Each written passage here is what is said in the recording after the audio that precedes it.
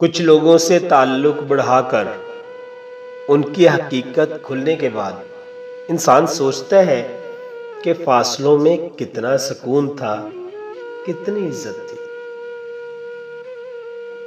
میں نے بس یہی سیکھا ہے کہ اگر کسی کے پاس رہنا چاہتے ہو تو اس سے تھوڑا دور رہنا چاہیے۔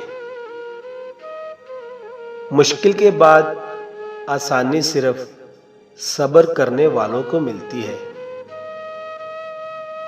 دشمن سے بھی زیادہ خطرناک وہ ہے جو دوست بن کر دھوکہ دے۔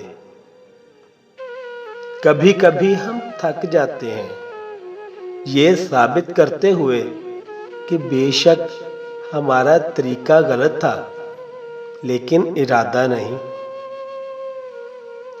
اگر اللہ تمہارے ذہن سے کسی کا خیال نہیں نکال رہا تو وہ اس بات کا اشارہ دے رہا ہے کہ اپنی دعاؤں کا سلسلہ جاری رکھو۔ لوگوں کے دلوں میں اپنا مقام اس طرح بناؤ کہ اگر مر بھی جاؤ تو تمہارے لیے دعا کریں۔ اگر نیتوں کا اثر چہروں پہ ظاہر ہونے لگتا تو ہمارے معاشرے کا ہر فرد نقاب کرنے پر مجبور ہو جاتا۔ دشمن بنانے کے لیے ضروری نہیں کہ لڑا جائے، بس تھوڑے سے کامیاب ہو جاؤ، یہ سب تمہیں خیرات میں مل جائیں گے۔ شادی کا کھانا ہوتا تو ایک وقت کا ہے، مگر اس کے پیچھے کسی باپ کی عمر بھر کی محنت چھپی ہوتی ہے۔ بلا وجہ اس میں نقص نہ نکالا کریں۔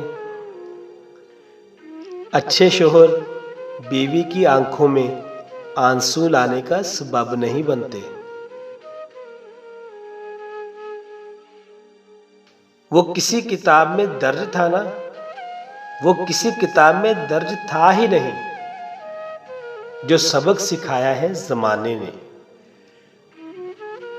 کبھی بھی انسان کے بارے میں برا مت سوچو، ہو سکتا ہے کہ وہ اللہ کی نظر میں ہم سے بھی اچھا ہو۔ ڈگریاں در حقیقت تعلیمی اخراجات کی رسید ہوتی ہیں، ورنہ علم تو وہی ہوتا ہے جو انسان کے عمل و کردار سے ظاہر ہو۔ جو نصیب میں ہے چل کر آئے گا، اور جو نصیب میں نہیں ہے وہ آ کر چلا جائے گا۔ جب اللہ تعالی آپ کے ساتھ ہے تو دنیا کی ناراضگی آپ کے لیے بے معنی ہے۔ دنیا میں کبھی بھی کسی اچھے انسان کو تلاش مت کرنا، بلکہ خود اچھا بن جانا۔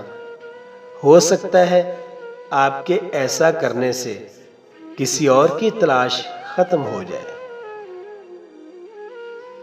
انسان جس شخص پر تنقید کرتا ہے اور جس میں کیڑے نکالتا ہے اور جس کو برا سمجھنے لگتا ہے، بالآخر ویسا ہی ہو جاتا ہے۔